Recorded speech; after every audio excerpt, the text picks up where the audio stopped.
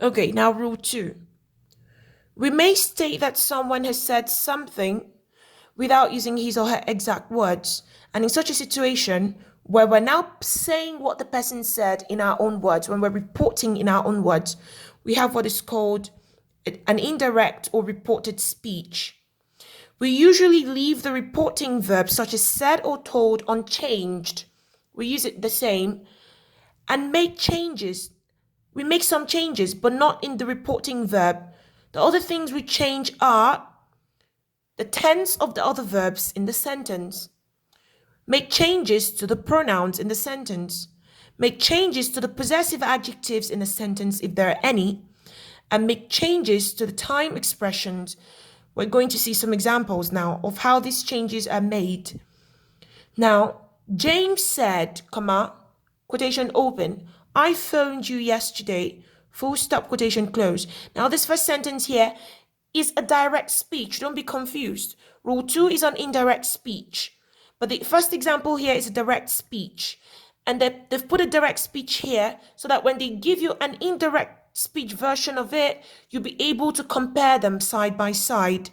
Now, let's see how to turn this into an indirect speech. James said the reporting verb stays the same. This is the dialogue word, same as the reporting verb. James said that, this is very important. You must put this when you're reporting. He said that, now you're going to put in your own words what he said. He said that I changes to he, because now I'm reporting, and he reflects who is saying, James, the boy. So James is a boy, I changes to he. James said that he had phoned. Here, see, he says the reporting verb stays the same, but other verbs change. Now, this is the second verb in this sentence, right? Phoned. Phoned is in the simple past tense. Now, the verb will take a step backwards and become past perfect, simple perfect, past perfect. Okay? Said that he had phoned me. You changes to me. See? Pronoun. You changes to me. I changes to he. Yesterday. Now, the time expression also changes. Yesterday becomes the day before. When it comes to time expressions, they really have there's specific examples which you would need to memorize. They usually don't change. If you memorize them, wherever you see, for example, wherever you see yesterday in any sentence, you can always change it to the day before. When you have something like tomorrow, the next day, today, that day, here changes to there. You're going to see that in the remember box.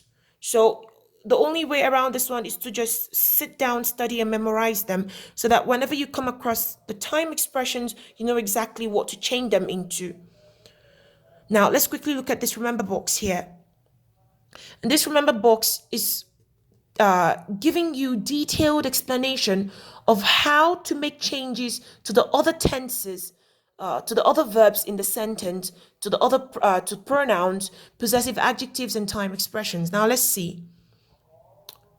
When the reporting verb is in the past tense, the verb in the quotation usually moves one step back in time.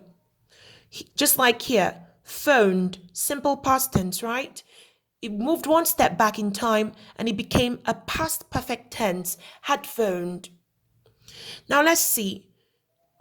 Examples. The present tense moves to past tense. Give, gave. The present perfect tense moves to past perfect tense. Has given, had given. Future tense, will give. Will is what's indicating the future tense here. Will changes into a modal. Would. And base form. Of course, you know that when you're using a modal, will is also a modal, but a modal verb which indicates future tense.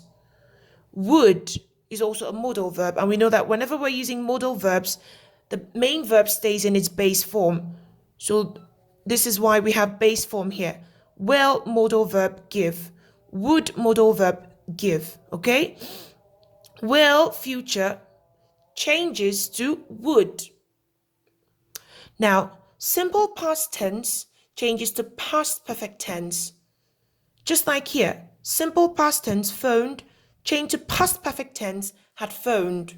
So, gave, had given.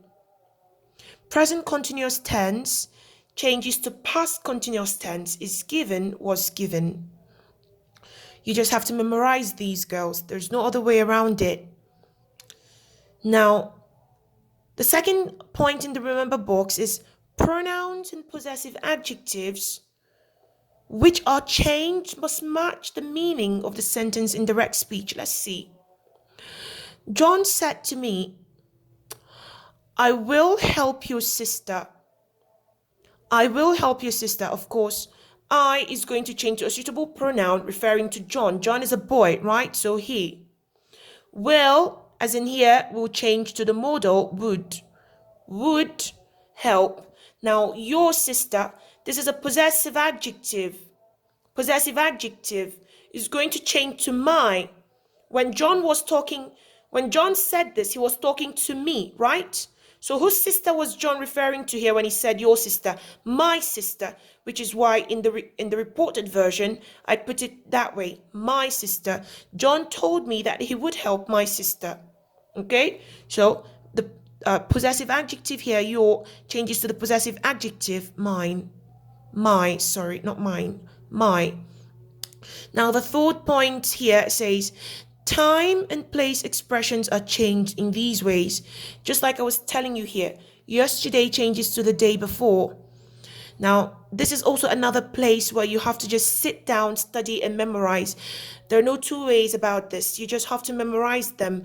And the good thing about parts like these is that when you memorize them, in any sentence given, in any direct speech given, and today is stated, whatever kind of sentence it is, if you have today in a direct speech and you have to change it to indirect speech, and you change today to that day, you will be correct. So it's more like a non-changing rule when it comes here, which is why memorizing will do you a lot of good.